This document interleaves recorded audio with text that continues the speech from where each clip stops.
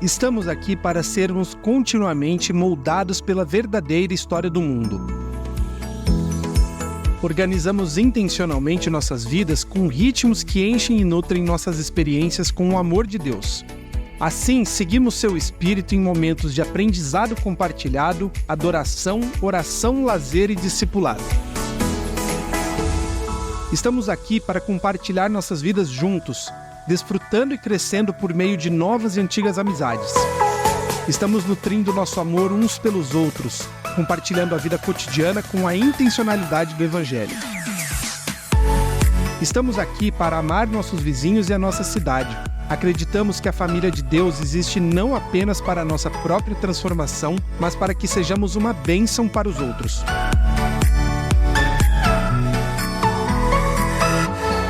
Ático, moldados por Deus, juntos para o bem de Curitiba.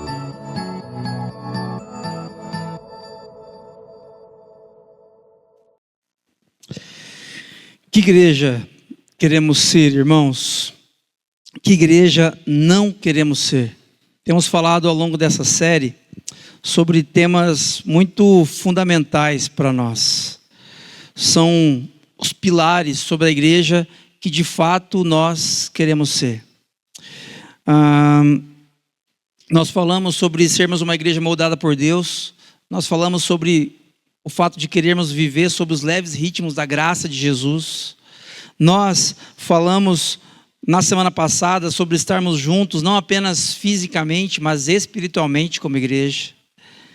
E meu desejo nessa manhã é aprofundar um pouquinho mais no que diz respeito a esse juntos, a essa vivência de caminharmos como discípulos e discípulas de Jesus, não espaçados, mas juntos. Isso traz uma série de consequências positivas e uma série de desafios também.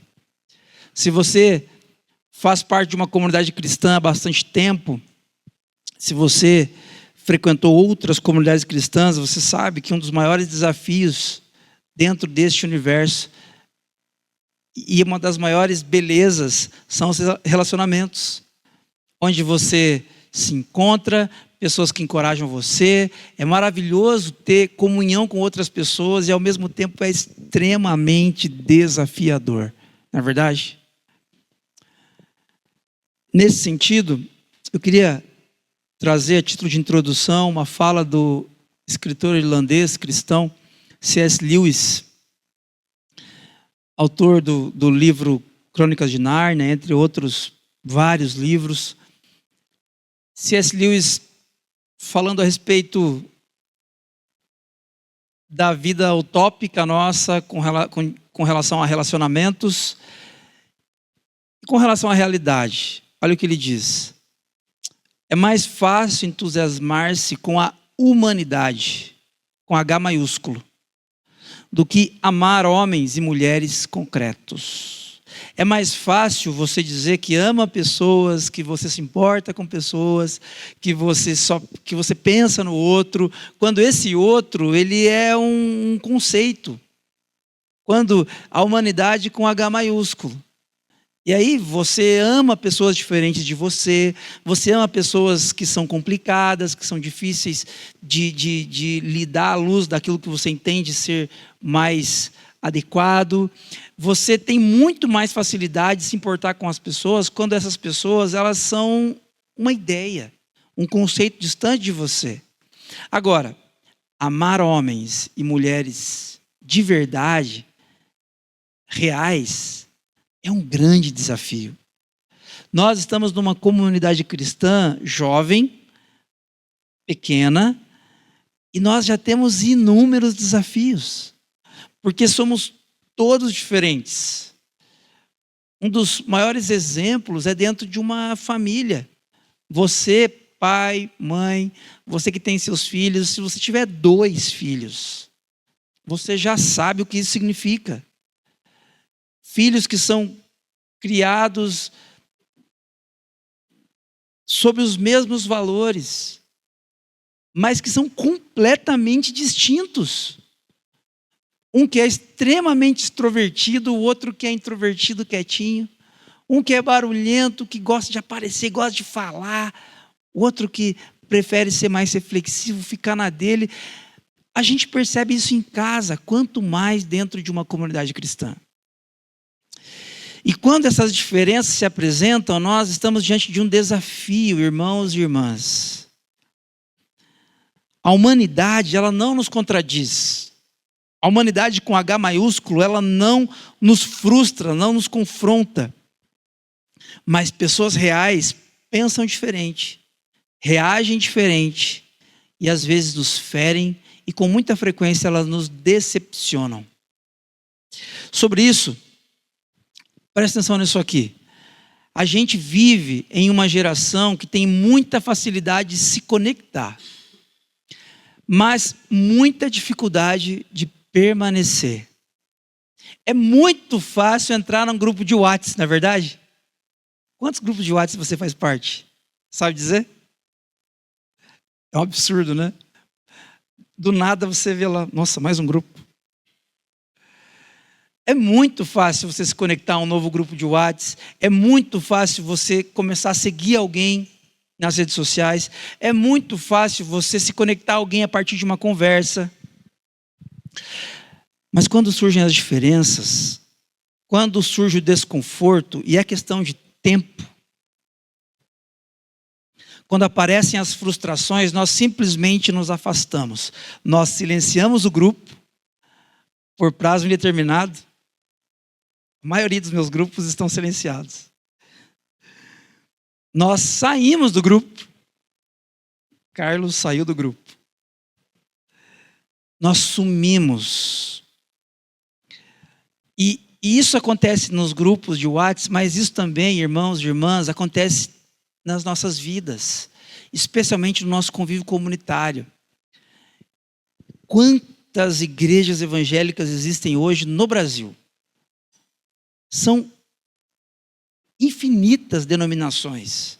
Muitas delas surgiram de momentos onde Deus conduziu um líder, uma líder, a iniciar algo, a caminhar naquela direção, e a gente olha para a história e fala, uau, que história bonita.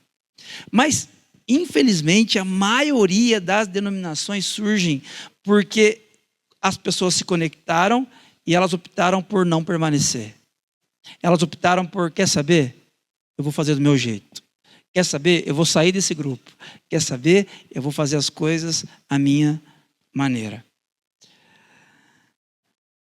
E sem perceber, irmãos, a gente vai aprendendo a viver assim.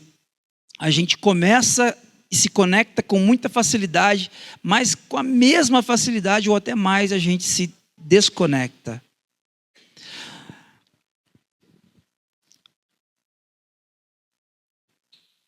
Será que a igreja é um lugar onde a gente deve só começar relações, nos conectar com alguma facilidade?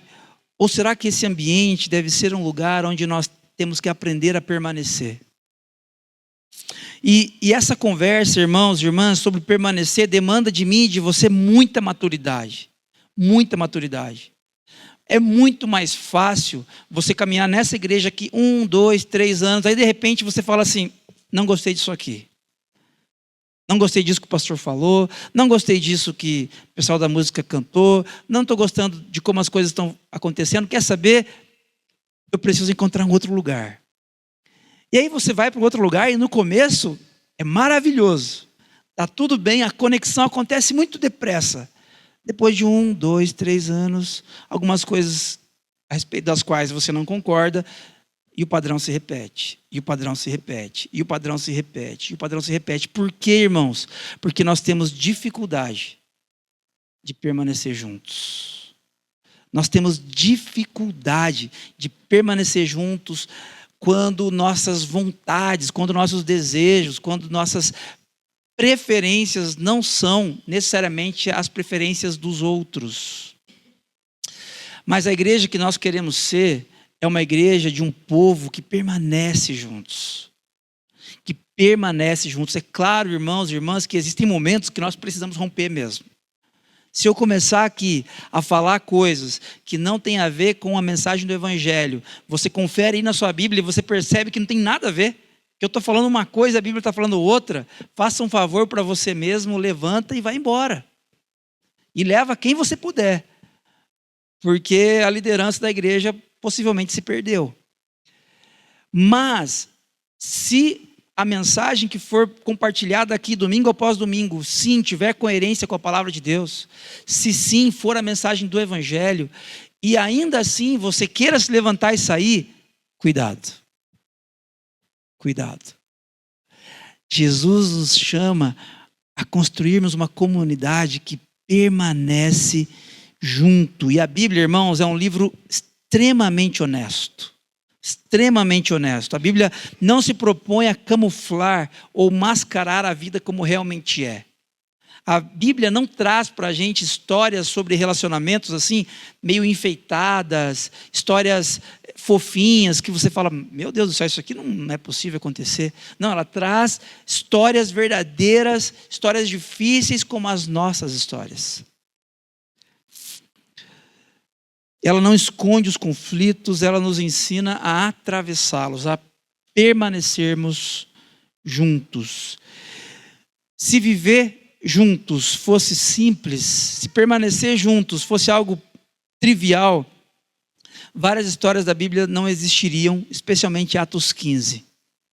Nós, nessa série, estamos falando sobre o livro de Atos, e o livro de Atos, capítulo 15, conta para nós uma história que tem a ver com desavença, tem a ver com desacordo, tem a ver com desinteligência, com conflito e com permanecer. Para a glória de Deus, juntos.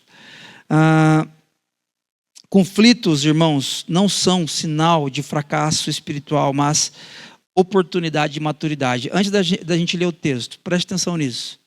Existem conflitos na maneira como você tem visto a sua comunidade cristã, sendo essa, ou se você estiver nos visitando uma outra comunidade cristã, existem conflitos na maneira como você enxerga, como a liderança tem enxergado, existem conflitos entre a pessoa que está aí do seu lado e você. Essa é uma oportunidade de você amadurecer e não necessariamente sinal de um fracasso relacional ou comunitário. Atos capítulo 15, a partir do verso 36, gostaria de ler com você. Se você quiser acompanhar na sua Bíblia, na sua versão de preferência, fique à vontade. Aqui, eu lerei na NVT, nova versão transformadora. A palavra de Deus diz assim: algum tempo depois, Paulo disse a Barnabé: voltemos para visitar cada uma das cidades onde pregamos a palavra do Senhor, para ver como os irmãos estão indo. Barnabé queria levar João Marcos, mas Paulo se opôs, pois João Marcos tinha se separado deles na Panfilha, não prosseguindo com eles no trabalho. O desentendimento entre eles foi tão grave que os dois se separaram. Barnabé levou João Marcos e navegou para Chipre. Paulo escolheu Silas e partiu. E os irmãos o entregaram ao cuidado gracioso do Senhor. Então ele viajou por toda a Síria e Cilícia, fortalecendo as igrejas de lá. Então ele viajou por toda a Síria e Cilícia, fortalecendo as igrejas de lá.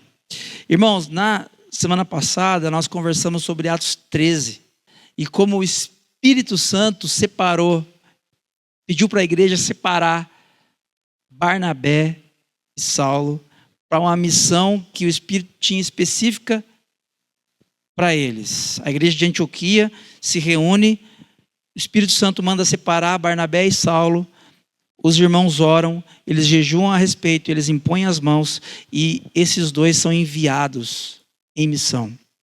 Agora em Atos 15, esses mesmos dois que foram enviados em Atos 13, o texto conta para a gente que há um conflito aqui, há uma desavença. Não tem a ver com imaturidade espiritual, porque Em Atos 13, nós vimos que o narrador Lucas está dizendo que na igreja de Antioquia havia profetas e mestres, lembram-se? E dentre eles, Barnabé e Saulo. Eles eram pessoas maduras, pessoas inteligentes, referências naquela comunidade. Mas o texto está dizendo para a gente aqui que houve um desentendimento grave entre eles. Irmãos, irmãs, se você chegou aqui nessa igreja, no ático, e você ainda não teve um desentendimento com alguém, a chance disso acontecer em algum momento é muito grande. E isso não significa necessariamente que você seja imaturo, imatura. Isso não significa que essa igreja não é uma igreja séria. Isso não significa que você deva procurar uma outra comunidade cristã. O que isso significa, então? Isso que eu gostaria de compartilhar com vocês nessa manhã. O que acontece quando os desentendimentos ocorrem? A primeira coisa que eu aprendo, olhando para esses versículos que nós lemos, é que conflitos reais fazem parte da jornada. Conflitos reais fazem parte da jornada. Quando nós vivemos uma vida sem conflitos, talvez esse seja um sinalizador de que estamos distantes demais para perceber quem de fato o outro é. Quando você, não sei quantos de vocês aqui tiveram a oportunidade de namorar à distância. Quando eu e a Débora a gente começou a namorar, nós conversamos por vários meses por mensagem. Na época, MSN e mensagens de texto. E SMS, acreditem. E assim, foram vários, inúmeros meses. Foram 8 meses conversando assim. E essas conversas, elas eram muito bonitas, eram muito legais. Nós estávamos apaixonados um pelo outro. Mas eu estava distante o suficiente para não conhecer a Débora de verdade. E ela distante o suficiente para não me conhecer de verdade. Sabe quantas brigas nós tivemos nesses 8 meses? Nenhuma. Depois que nós nos conhecemos, nós namoramos 4 anos, nós estamos casados agora há 16 anos. São 20 anos de relacionamento. Nós já tivemos discussões sérias eu não sei contar quantas, inúmeras.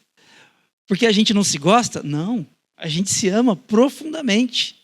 Mas nós estamos perto o suficiente um do outro para discordar, para vivermos conflitos reais.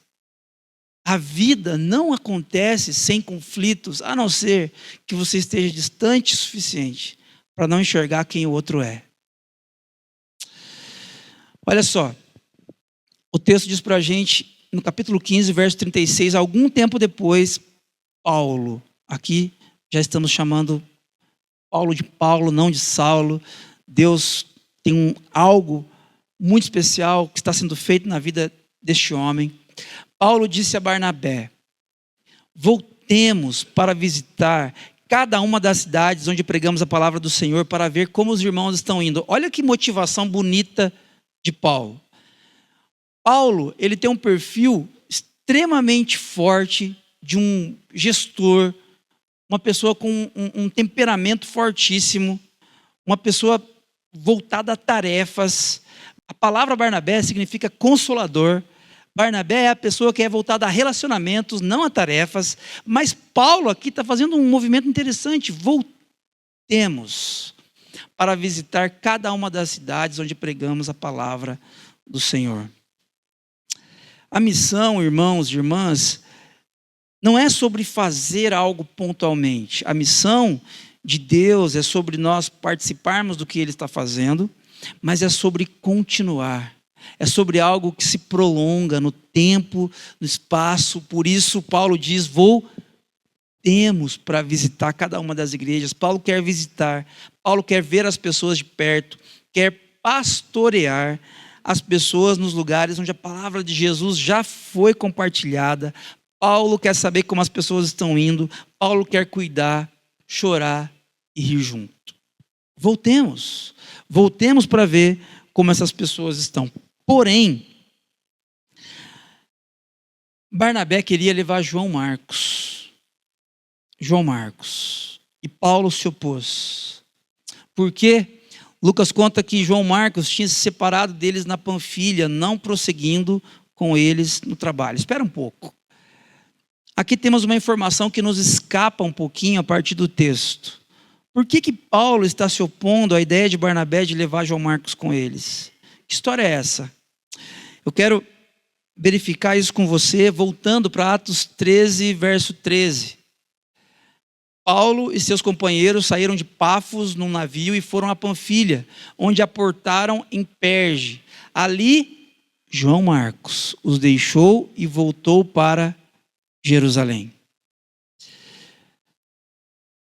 Irmãos, preste atenção nisso. Paulo quer voltar às igrejas onde o evangelho foi pregado para ver como as pessoas estão. Barnabé quer levar João Marcos e Paulo se opõe porque João Marcos os abandonou, os deixou no momento onde eles estavam juntos e volta para Jerusalém. Parece que esse movimento de João Marcos ofende profundamente a Paulo.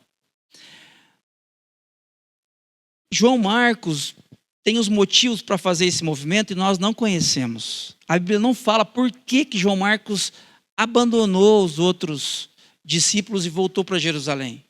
Talvez por imaturidade, porque ele era mais novo. Talvez ele estava com medo. Talvez ele estava com saudade da mãe. Talvez porque ele estava com dúvidas se ele continuaria caminhando com Paulo de perto. Nós não sabemos. Mas fato é que a motivação de Paulo é legítima. Essas viagens missionárias eram perigosas. Os recursos eram contados. Paulo precisa de gente firme, gente constante do lado dele. Então, a motivação de Paulo não é ilegítima. Eles vão fazer uma viagem onde tudo precisa ser pensado. Não dá para pôr a integridade física deles em risco. Em função de uma pessoa indecisa, inconstante, medrosa. Talvez Paulo pensasse, não podemos pôr em risco o sucesso da missão que o Senhor nos confiou. Porém, irmãos, a motivação de Barnabé também é legítima. Não é porque João Marcos deixou lá atrás que não merece uma nova chance. Como discípulo de Jesus, de repente Barnabé pense, não podemos deixar nossos amigos para trás. E João Marcos era parente de Barnabé. Está lá em Colossenses capítulo 4, verso 10. O sucesso da missão não vale a pena se deixarmos os amigos pelo caminho. Talvez Barnabé pense assim. Você consegue perceber que dá para a gente entender a visão dos dois? Extremamente diferentes, mas dá para a gente entender mais ou menos para onde eles estão indo.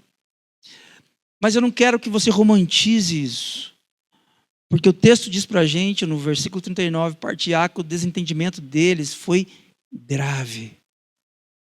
O desentendimento de Barnabé e de Paulo foi grave. A palavra aqui para desentendimento, essa palavrinha do grego, paraxismos, que significa desacordo agudo, provocação severa, irritação intensa.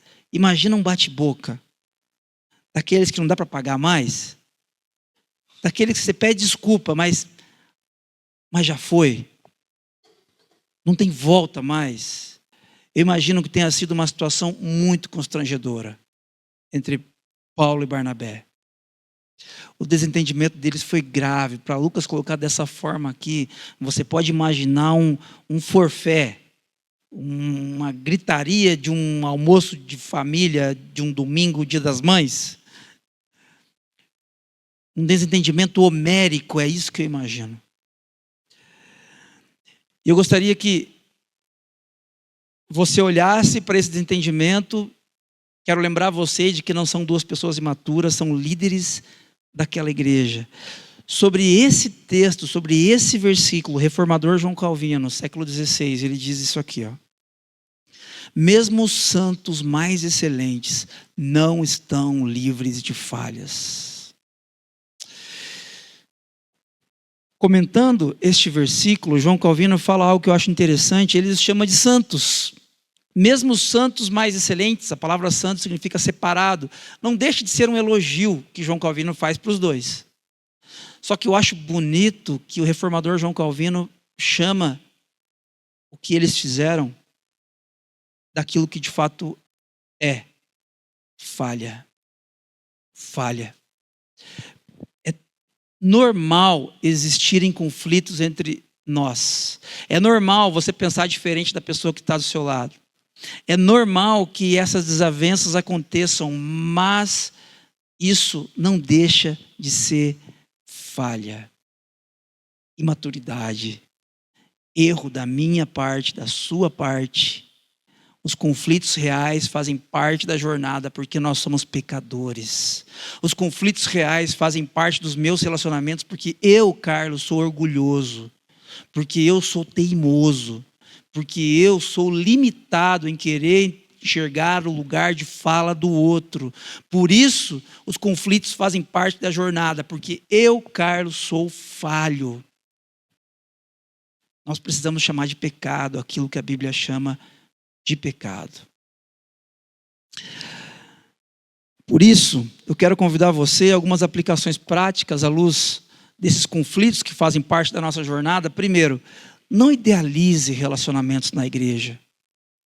Não imagine essa igreja chegando num momento onde não existirão mais desavenças ou conflitos entre a pessoa que sentou do seu lado ou a pessoa que senta do outro lado.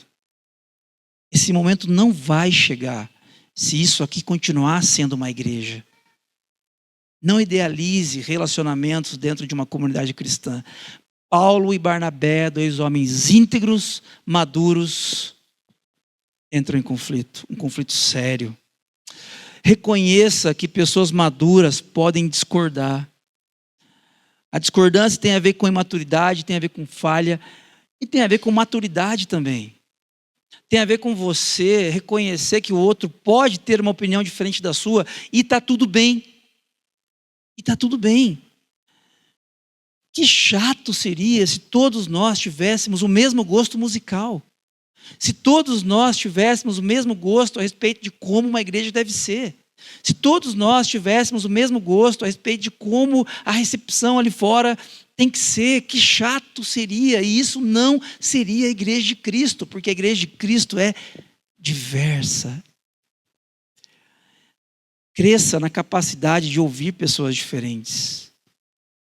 Cresça, amadureça nesse sentido. Ouvir pessoas, opiniões diferentes. Não idealize a missão de Jesus, que Jesus nos chama a participar. Nem sempre tem a ver com algo muito inspirador, sabia? Às vezes ela tem a ver com desavenças, com um conflito de relacionamento. Relacionamentos reais fatalmente gerarão conflitos. Mas uma segunda coisa que eu aprendo aqui, e graças a Deus por isso, é que quando nós permanecemos juntos, Deus continua agindo em meio às imperfeições.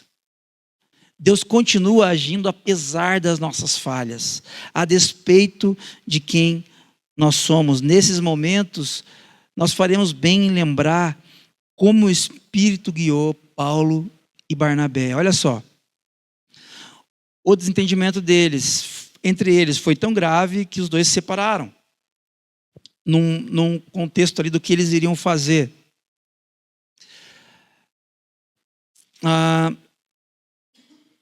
Barnabé levou João Marcos, e é interessante porque Barnabé ele não abre mão do relacionamento dele com João Marcos, do familiar. Barnabé é consolador, Barnabé é amoroso, relacional, ele acolhe João Marcos. João Marcos talvez estivesse um pouquinho assim, poxa, Paulo não quis que eu fosse com ele. Que chato esse Paulo. E aí talvez Barnabé teve que, calma, vai ficar tudo bem. Vamos seguir, vamos para Chipre. Chipre é um lugar de conforto. Barnabé era de Chipre. Ele está indo para um lugar de conforto para eles. E Paulo escolheu Silas e partiu. Paulo não deixa de fazer o que ele acha que é certo. Paulo volta a visitar as igrejas que ele acha que deveria visitar para consolar, para cuidar, para pastorear as pessoas que já tinham ouvido a mensagem do Evangelho. Deus continua agindo, apesar das imperfeições, apesar dos erros, das falhas. Olha só, irmãos, eu gostaria de contar uma história para vocês. William Carey foi um missionário inglês do século XVIII, conhecido como pai das missões modernas. E a verdade é que a história dele não é tão heróica como a gente pode imaginar de um missionário famoso como é William Carey. Quando ele chegou à Índia em 1793, ele enfrentou praticamente tudo o que poderia fazê-lo desistir. Olha só, vou elencar para você aqui as coisas que ele enfrentou. Extrema pobreza, oposição política britânica, dificuldades financeiras, doenças, morte de filhos, sofrimento emocional profundo da esposa, anos sem ver nenhuma conversão, críticas dos outros cristãos, incêndios, tragédias que destruíram traduções bíblicas e materiais da missão. E mesmo assim ele permaneceu, e Carey tinha uma característica famosa: perseverança obstinada.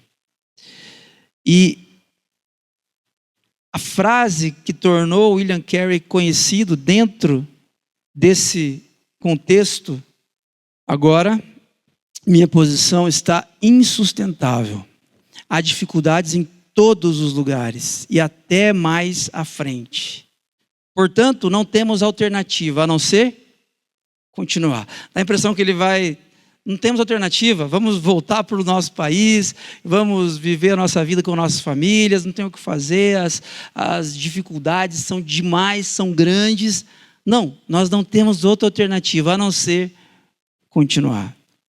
Se tem um lugar onde nós temos oposição, e isso chega a beirar a insustentabilidade, é dentro de uma igreja.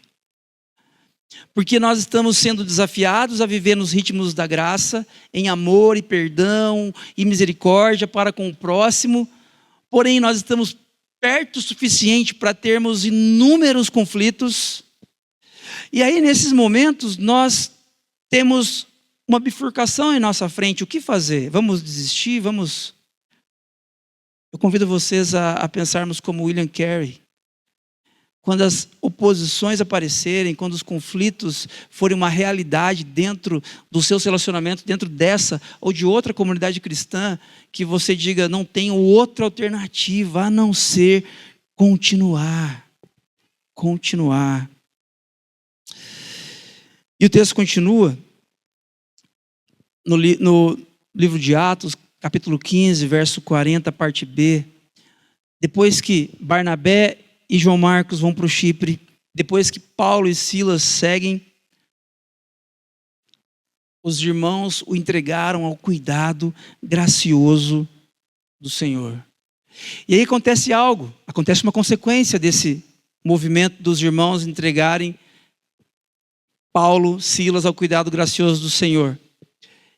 Ele viajou por toda a Síria e Sicília, fortalecendo as igrejas de lá.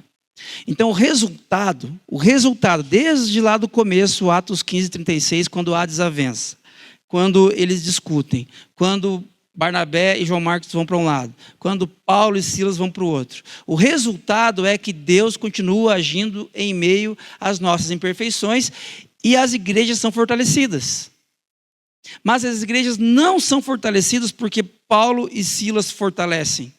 As igrejas não foram fortalecidas porque João Marcos e Barnabé as fortalecem. As igrejas são fortalecidas porque existe o cuidado gracioso do Senhor.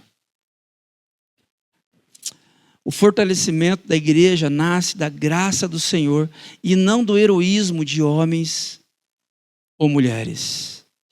Irmãos, essa comunidade cristã, o Ático, ela começa com algumas famílias que estão aqui até hoje. Ela se desenvolve com famílias específicas, que nós poderíamos citar o nome aqui, mas não vamos fazer isso. Nós temos aqui a vida do Rubem, da Priscila. O Rubem, que conduz a música, chegou no Ático em 2020, está no processo agora de ordenação dentro da nossa denominação presbiteriana. O Rubem já tinha formação luterana, teológica luterana, ele tem feito esse processo de convalidação. Eu cheguei aqui em 2023, janeiro de 23, não tem a ver com a gente, não tem a ver com os casais que chegaram antes de nós. O que Deus tem feito nessa igreja e vai continuar fazendo tem a ver com o cuidado gracioso do Senhor. A despeito de nós, a despeito das desavenças, a despeito das discordâncias. Se você faz parte de uma comunidade cristã, onde você percebe que você pode discordar, onde você percebe que você pode perdoar, onde você percebe que Deus segue agindo a despeito das diferenças, ótimo, ótimo. Se nós concordarmos em tudo, em todas as coisas, cuidado. O cuidado gracioso do Senhor é Ele quem nos fortalece. É Ele que nos guia e que cuida de nós. Sobre isso, aplicações práticas, não paralise por causa dos conflitos. Eu vou parar de servir, eu vou parar de fazer o que eu faço, eu vou parar disso, daquilo. Por quê? Porque eu sei que tem pessoas que discordam de mim, ou porque eu sei que houve um conflito assim assado. Não paralise. Não paralise, porque Deus continua agindo em meio às nossas imperfeições. Continue servindo mesmo em meio às tensões. E confie que Deus trabalha além das nossas limitações. O que Deus está fazendo, Ele não precisa de mim para fazer. Ele nos usa. E Ele nos usa apesar das nossas limitações. E por último, irmãos, para concluir, uma igreja que permanece junto é uma igreja que vê o Evangelho escrevendo a história continuamente. Continuamente. O Evangelho continua escrevendo a história. Quando isso acontece aqui, essa história que eu li de Atos 15, referente a Paulo e Barnabé, nós ficamos pensando assim, poxa, mas houve uma desavença e cada um foi para um lado, como que isso funciona? Como é que eles ficaram depois? Nós não temos tantas informações, mas nós temos algumas. Na primeira carta de Paulo aos Coríntios, no capítulo 9, verso 3, está travando aí quando passa tudo. Volta, por favor, João. Aí. Olha o que o texto diz. Paulo, ele está fazendo uma defesa a respeito de si, sobre sua autoridade e sobre o fato dele ter direito ao sustento como qualquer trabalhador, pelo serviço que ele presta como servo do Senhor. Aí ele diz, esta é a minha resposta aos que questionam a minha autoridade. Acaso não temos o direito de receber comida e bebida por nosso trabalho? Não temos o direito de levar conosco uma esposa crente, como fazem os outros apóstolos, e como fazem os irmãos do Senhor e Pedro? Ou será que só Barnabé e eu precisamos trabalhar para nos sustentarmos? Você percebe que Paulo ele faz menção aqui a Barnabé a partir de uma perspectiva positiva. Barnabé, assim como ele, se sustenta, trabalha e se sustenta além da ajuda da igreja. E ele fala isso de uma forma positiva. E ele cita Barnabé também. Parece, se você for fazer uma leitura aqui mais abrangente, que o relacionamento de Paulo e Barnabé segue com alguma integridade. Paulo tem maturidade para citar Barnabé a respeito de algo positivo que Paulo entende que Barnabé faz. Essa carta aqui foi escrita de 4 a 6 anos depois de Atos 15. Não foi do dia para a noite, talvez, que Paulo começou a mencionar Barnabé positivamente. Mas 4 a 6 anos depois, aproximadamente, Paulo faz essa menção na carta aos Coríntios. Colossenses 4:10, Paulo vai dizer: Aristarco, que é prisioneiro comigo, lhe envia saudações, e assim também Marcos, primo de Barnabé. Olha só. Olha Paulo citando João Marcos. Conforme vocês foram instruídos, se Marcos passar por aí, recebam-no bem. Isso aqui acontece de 10 a 15 anos depois de Atos 15. Deu tempo do coração de Paulo ser trabalhado. Esse carinho aqui por João Marcos não existia em Atos 15. Não, João Marcos não, pelo amor de Deus. Eu pego Silas, mas não pego João Marcos. Mas aqui, de 10 a 15 anos depois, a fala de Paulo já é diferente, já é amorosa e amistosa. E para fechar da melhor maneira, olha o que Paulo escreve a Timóteo na segunda carta, capítulo 4, verso 11. Paulo já está no finalzinho da vida dele aqui. Paulo já sabe que é comum nossa jornada relacional ter conflitos. Paulo já é maduro o suficiente para entender que esses conflitos acontecem. E olha o que ele diz: apenas Lucas está comigo. E aí olha o que ele fala, gente. Traga a quem? Marcos com você, pois ele me será útil no ministério.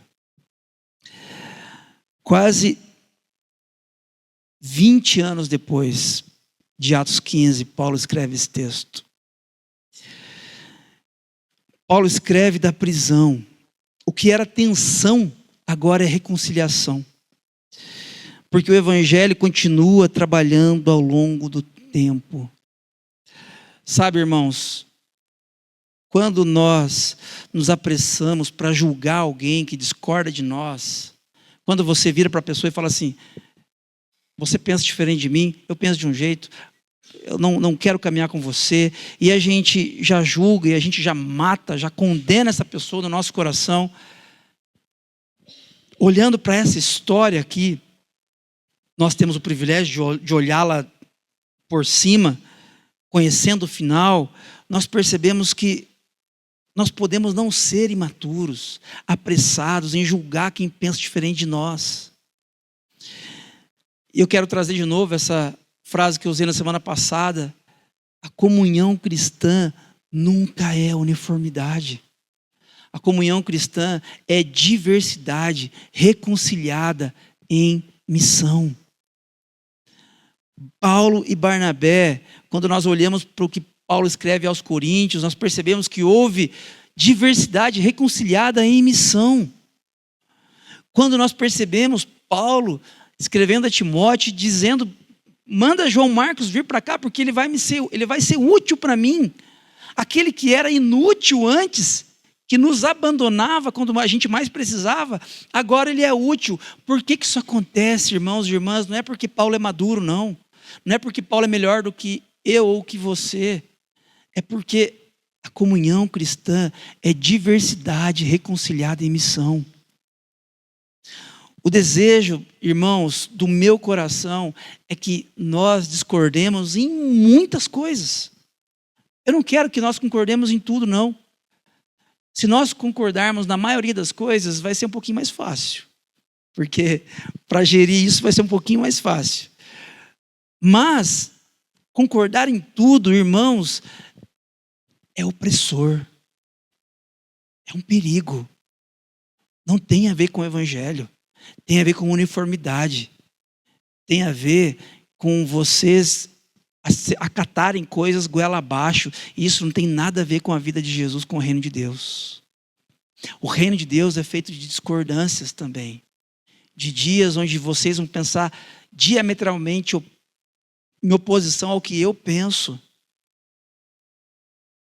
E nós vamos ter, de repente, alguma dificuldade em algum momento. Se não for comigo, vai ser com a pessoa que está aí do seu lado. Mas comunhão cristã nunca foi sobre uniformidade. Comunhão cristã é diversidade reconciliada em missão. Algumas aplicações para a gente concluir. Não trate conflitos como capítulos finais. Não mate a pessoa que está aí do seu lado porque ela discorda de você. Ah, mas eu jamais faria isso. Você faz. Você mata no seu coração. Você mata aqui dentro. Você fala assim, quer saber? Para mim já deu. Não faça isso. Não trate conflitos como capítulos finais. Tenha paciência com os processos e confie no tempo de Deus. Carlos, como é que eu posso confiar no tempo de Deus?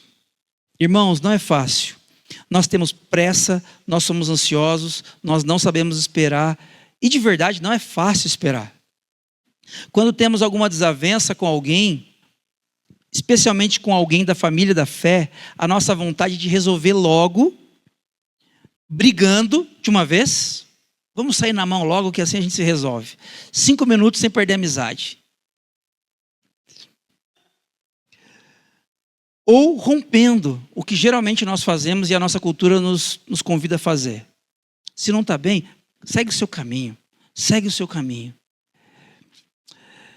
Porém, esse não é o melhor caminho, mas como confiar no tempo de Deus? Como confiar no tempo de Deus, meus irmãos? Eu quero convidar vocês a uma prática aqui.